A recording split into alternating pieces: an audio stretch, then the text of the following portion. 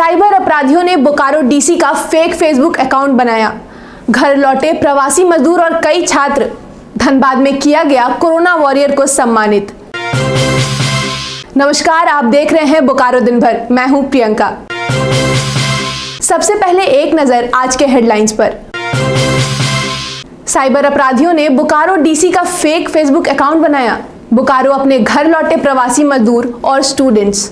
Lockdown का तीसरा चरण शुरू हो गया है। अब तक पिछले 2 चरणों में कोरोना से हमारी जंग कैसी थी, समझेंगे। धनबाद नगर निगम में किया गया कोरोना वॉरियर को सम्मानित और भी बहुत कुछ। लेकिन पहले देश दुनिया की बड़ी खबरें। भारत में सोमवार से लॉकडाउन का तीसरा चरण शुरू हो चुका है। कुछ शर्तों के साथ ग्रीन जोन में जीवन को सामान्य करने का प्रयास। पूरी तरह रेड जोन दिल्ली में भी कई छूट मिली है। कई राज्यों में शराब दुकानों के सामने अफरा तफरी का माहौल। सबसे ज्यादा कोरोना प्रभावित 20 शहरों के लिए 20 टीम गठित की गई। अब चलते हैं बोकारो।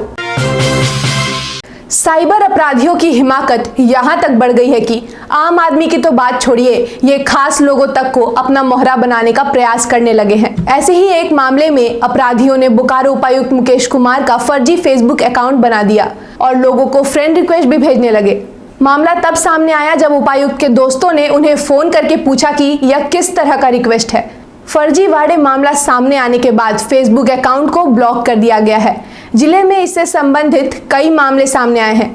आपको बता दें, हैकर साइबर अपराधी ने अब ठगी का यह तरीका भी अपनाया है। अपराधी काफी शातिर है, जो नामचीन प्रभावशाली लोगों की आईडी क्लोन बनाकर फर्जी आईडी पर बीमारी का हवाला देकर और अन्य तरीके से ठगी कर रहे हैं।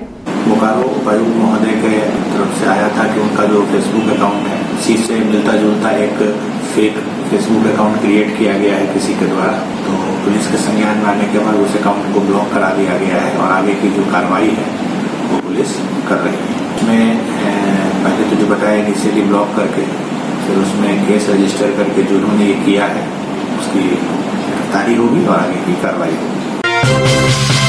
झारखंड के विभिन्न जिलों के प्रवासी मजदूर को लेकर आज 2 विशेष ट्रेन बोकारो पहुंची, जहां रेल यात्रियों का जोरदार स्वागत किया गया। रेल प्रशासन एवं कई सामाजिक संगठन ने रेल यात्री को खाद्य सामग्री उपलब्ध कराई। हालांकि दोनों ट्रेन महज कुछ समय के लिए स्टेशन पर रुकी। पहली ट्रेन केरल से आई, जिस पर लगभग 1100 रेल यात्री सवार थे, जबकि दूसरी ट्रेन त्रिवेंद्रम से जसीडी के यात्रा के दौरान बोकारो आई। रेलवे स्टेशन पर यात्रियों को पानी, स्नैक्स और फल दिया गया और उनका ताली बजाकर स्वागत भी किया गया। इससे पहले एक ट्रेन गुजरी थी, वो केरला में कैलीकट से लेकर धनबाद में टर्मिनेट होने वाली थी। तो उसके यहाँ टेक्निकल हॉल्ट था, सिर्फ क्रू गार्ड चेंज हुआ और बाकी जो कार्रवाई करने के बाद उसको तुरंत भेज दिया गया। और अभी जो तुरंत ट्रेन निकली है वो आपकी त्रिवेंद्रम से आ रही है केरला में, और ये इनिशियली पहले रांची में जो हटिया जगह है वहाँ पर टर्मिनेट होनी थी, लेकिन किन्हीं कारणों से इसको ईस्टर्न रेलवे के जसीडी तक ले जाया जाएगा।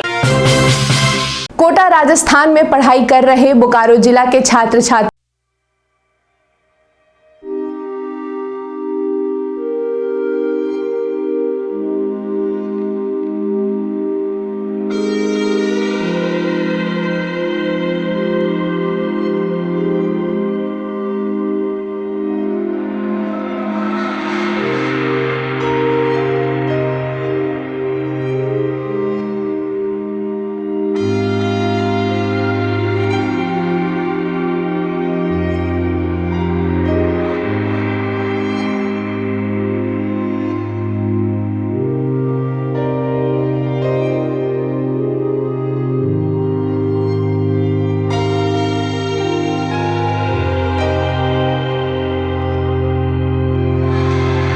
कोटा से चलकर बच्चे आए हैं, बच्चियाँ आई हैं और ऑलरेडी बहुत हार्डशिप इन लोगों ने सेलिब्रेट किया है। एक तरह से इस लॉकडाउन में एक विषम परिस्थिति में रह के आए हैं। हम लोग की कोशिश है कि एक तो फील गुड फैक्टर रहे उनके साथ, उनको प्रॉपरली उनका वेलकम वगैरह करके एक घर जैसे लौटते हैं लोग तो एक फील गुड फैक्टर रहना चाहिए। जैसा कि आपको पता है कि लॉकडाउन की वजह से बच्चे जो है काफ़ी परेशान थे, अपने घरों से इतने दूर थे और इनकी भी एकेडमिक सेशंस जो है काफ़ी कंप्लीट हो चुकी थी, तो बच्चे भी तैयारी में ही थे वापस आने के, लेकिन लॉकडाउन की वजह से वो वहाँ पे अपने आप को जो है वो फंसा हुआ महसूस कर रहे थे। अभी जो है झारखंड सरकार के द्वारा जो है की पहल पे स्पेशल एक ट्रेन चलाई गई जो कोटा से यहाँ पे धनबाद तक सारे बच्चों को लेकर के आए, जिसमें हमारे ज़िले से 187 बच्चे थे। उम्मीद तो बहुत कम थी कि घर पहुंच पाएंगे। वहाँ पे जैसे खाने वगैरह को लेकर के दिक्कत, क्योंकि मेस वगैरह को भी मतलब जैसे जिस दिन कर्फ्यू लगा था 22 से 23 तारीख कोई दुकानें वगैरह नहीं खोल रही थी, और मेस का भी कुछ दिक्कत था कि इधर आना नहीं है, कहीं जाना नहीं है बाहर वगैरह, तो काफ़ी दिक्कत वगैरह हो रही थी खाने को लेकर के, पढ़ने को लेकर के।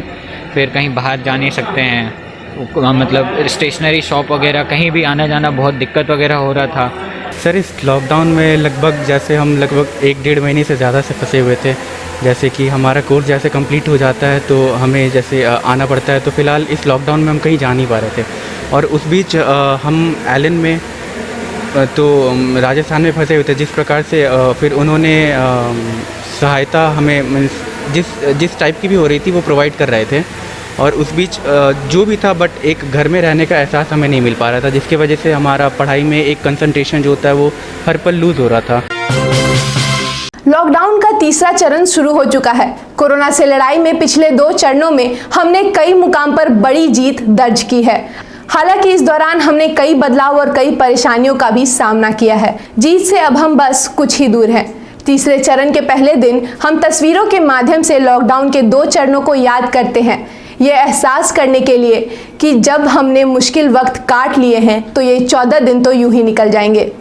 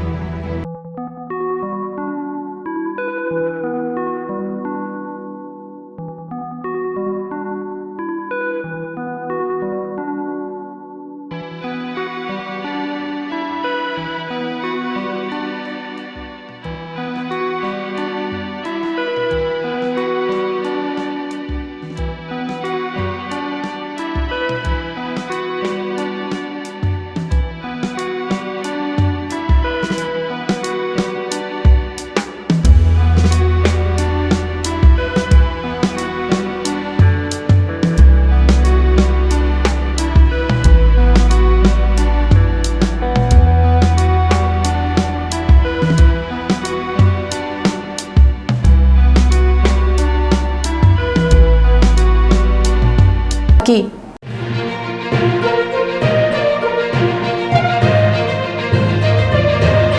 कोरोना वायरस के भयावह प्रकोप के समय धनबाद नगर निगम कतरास अंचल के अंतर्गत वार्ड संख्या 3 पार्षद विनायक गुप्ता रविवार को राजगंज रोड सब्जी मंडी कतरास स्थित पार्षद कार्यालय में कतरास थाना के सभी पुलिस कर्मीगण, कतरास क्षेत्र के सभी पत्रकारगण, कतरास अंचल वार्ड संख्या 3 के सभी सफाई कर्मीगण को उनके अभूतपूर्व समाज में दे रहे योगदान के लिए सम्मानित किया गया।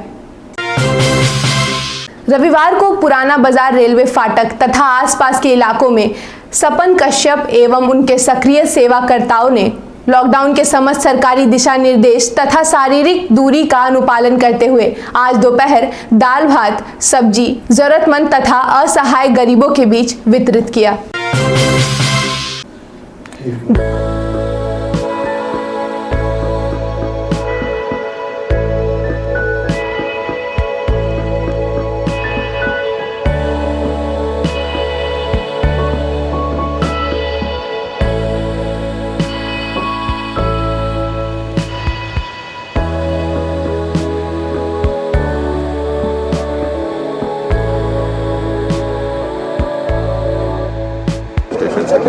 और ये जो है वो सकुशल यहाँ पहुँचे हुए हैं। जिला प्रशासन द्वारा इनके लिए व्यापक इंतजाम किए गए हैं। खासतौर पे इनकी थर्मल स्कैनिंग जो है वो कराई जा रही है। मास्क हम लोग डिस्ट्रीब्यूट कर रहे हैं ताकि ये जो है वो अपने चेहरे को ढक सकें। जैसे कि आपने कल भी देखा होगा, कल से हम लोगों की स्पेशल ट्रेन आना शुरू हुई है। कल कोटा से ट्रेन आई थी जिसमें विद्यार्थी थे, तो कल हम लोगों की व्यवस्था ऑलमोस्ट सिमिलर थी, बट कल हम लोगों ने जो लेसन सीखे और आज के नंबर्स की बढ़ोतरी, करीब 1200 से अधिक मजदूर आज आ रहे हैं, उसको देखते हुए एक मेजर चेंज जो लाया गया है, जिलावार बसेस को यहाँ लाने की बजाय जिलावार बसेस को गोल्फ ग्राउंड में रखा गया और यहाँ पे रिंग अराउंड बसेस रखी गई है जो छोड़ के वापस आ जाएगी। उससे प्रोसेस काफी स्मूथन भी हुआ है और तेजी से जा रहा है। एक नज़र मौसम पर। पिछले कुछ दिनों में तेज़ हवाओं के साथ तेज़ बारिश तो कभी ओलावृष्टि हुई है, जिससे ना जाने कितने किसानों के फसल बर्बाद हो गए हैं। मौसम विभाग के अनुसार कुछ दिनों तक ऐसी ही स्थिति रहने का अनुमान है। आज का अधिकतम तापमान 33 डिग्री सेल्सियस और न्यूनतम तापमान 23 डिग्री सेल्सियस रिकॉर्ड किया गया।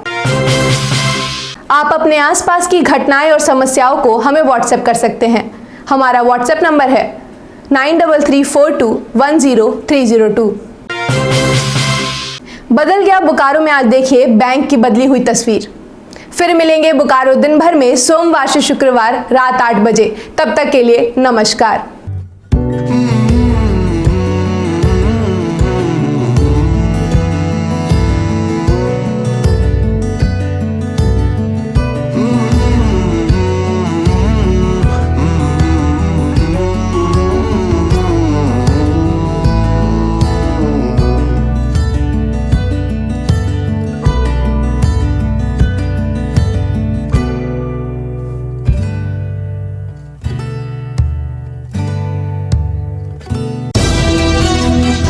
बने रहें TheTimesMedia.com पर। आप हमें फेसबुक और यूट्यूब पर भी देख सकते हैं।